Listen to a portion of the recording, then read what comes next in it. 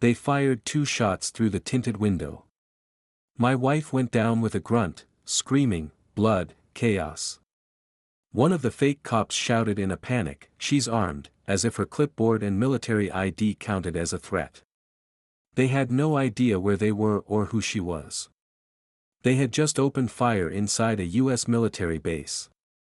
Within the hour, their entire HOA neighborhood was swarmed by a convoy of government vehicles, bulldozers, forensic teams, lawyers. And I, Major Thomas Mitchell, stood at the front of it all, holding a demolition order and sipping coffee from my number 1 husband, number 2 weapon mug. I serve in U.S. Army logistics. My wife, Captain Sarah Mitchell, is base legal counsel and my tactical better half. We had moved just outside Pine Ridge Reserve, a gated HOA community that promised rustic privacy and civility. It delivered none of those. The HOA president, Karen Blackwood, resembled a stressed-out real estate agent with a raging Napoleon complex. She wore business suits to Saturday board meetings and wielded her clipboard like it was classified weaponry. Once, she threatened a Vietnam vet over his non-regulation garden gnomes. Her self-published newsletter, The Orderly Eagle, featured updates like Bush Height Watch and suspicious activities we haven't proven yet. She despised us from day one, calling military families too aggressive for community spirit. We just wanted to live quietly near base. She wanted to rule her little empire like a tin pot dictator. Our first encounter was her measuring our lawn with a literal ruler. Looking up with a plastic smile, she welcomed us to Pine Ridge, where standards matter. The letters started coming right away. Our American flag was too large. Our driveway concrete was the wrong shade of gray. It wasn't autumn mist, as specified in HOA subsection 12.3. One citation accused Sarah of aggressively saluting by the community mailboxes, a supposed violation for performing a military gesture in a threatening manner. That's when the so-called Pine Ridge Enforcement Patrol rolled in. 3 men in polos and tactical belts rode around in a golf cart rigged with amber lights and a siren that wheezed like a dying goose. They cited us for patriotism violations, and once filmed Sarah walking into our garage like she was a fugitive. The ringleader was Karen's nephew, Dale Blackwood, a 35-year-old living in his mother's basement who collected fake badges. His partners were Rex Garrison, Karen's ex with a vendetta, and Bruno Watts, a failed mall cop who addressed everyone as citizen. We filed complaints, but the HOA brushed it all off. They called them volunteers maintaining community standards. Soon, they began tailing Sarah at the entrance gate, demanding proof she actually lived there. One evening, Bruno reached for her ID, claiming he needed to verify her identity. Sarah, calm and unshaken, stared him down and warned, "Touch me again, and you'll be explaining to real cops why you're impersonating law enforcement." Karen retaliated with a letter accusing Sarah of threatening community safety personnel. Things only escalated. They started following her around town, snapping photos of our plates. They reported our neighbor's corgi, who sometimes wandered into our yard, as a dangerous dog.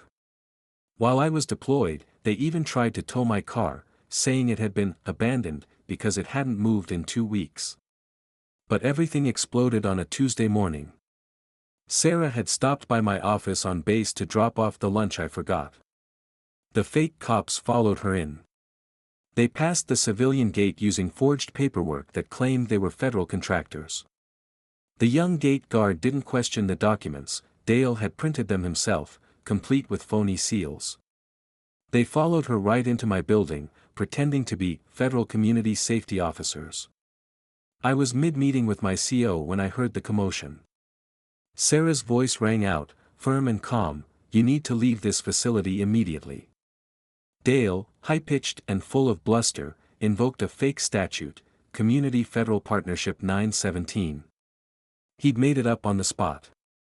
Then things got unhinged. Bruno grabbed Sarah's arm. Rex pulled out zip ties. But Sarah, trained in military law and defense, calmly identified herself, Captain Sarah Mitchell, Judge Advocate General's Corps, United States Army. You are on federal property without authorization. Leave now. As she moved toward the emergency wall phone, panic set in. Dale screamed, "She's going for a weapon." Another shouted, his voice cracking, "She's armed. She's hostile." That's what one of them yelled before pulling a cheap, unregistered pistol, a Saturday night special likely bought off a folding table at a gun show. 2 shots rang out. One struck Sarah in the shoulder.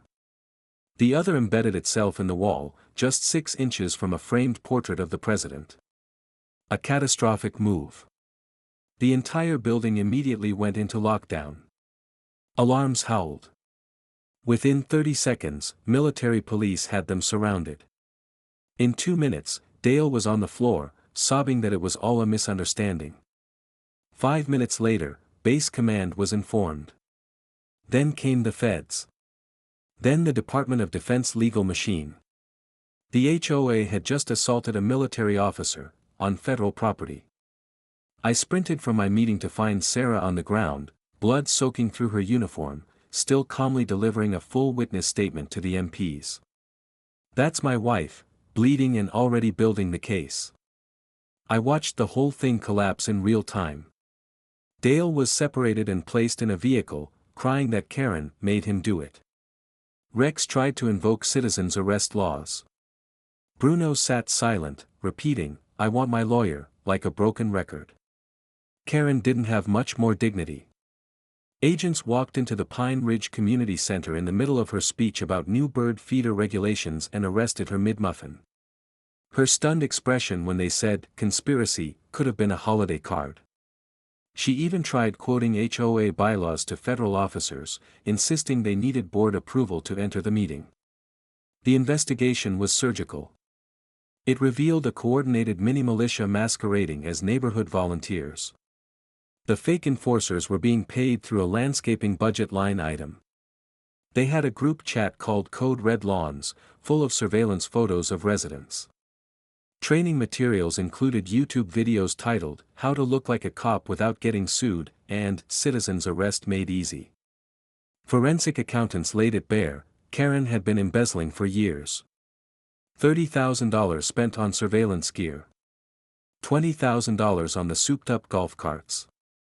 $50,000 in salaries for her fake cops. The entire HOA reserve fund, gone. The money meant for parks and roads. Spent on her private army. Fraud. Tax evasion. Racketeering. Misuse of HOA dues. The list kept growing.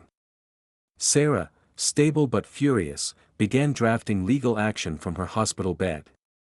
The military and federal government dropped the hammer, hard and fast. General Patricia Hayes, base commander, got personally involved. Turns out, attacking an active duty officer on base violates roughly 17 federal laws, and angers a lot of very powerful people. A judicial order declared the Pine Ridge neighborhood compromised. The ruling greenlit eminent domain for a protective expansion buffer zone. Residents had 2 options: sell immediately at reduced market value or spend years fighting a legal war they'd lose. Bulldozers moved in. The fancy Pine Ridge entrance pillars were the first to fall. Then Karen's McMansion, painted in 4 clashing shades of beige that didn't even comply with her own color rules. Every property was reassessed at rock-bottom prices due to what was now infamously called the Blackwood incident. I stood on her former lawn, future site of a base recreation field, as she sobbed over her confiscated HOA flag. Agents quietly boxed up her Orderly Eagle newsletter back issues while she wailed about community standards to a forensic accountant reading her Miranda rights. The trials came swiftly. The assault landed in military court. Everything else went federal. Sarah, arm still healing, testified from her wheelchair and dismantled every excuse. Dale claimed he didn't know who Sarah was, until his own text messages were shown in court. "We're gonna follow that military witch onto base and show her who really has authority." Rex tried a diminished capacity defense, citing trauma from his mall security days. The judge raised an eyebrow and said dryly, being yelled at for confiscating skateboards does not constitute psychological impairment.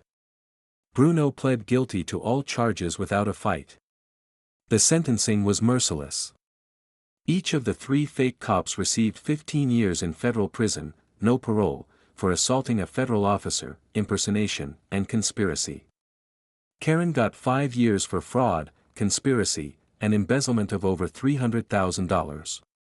She was also slapped with a $2 million fine, enough to ruin her 3 times over.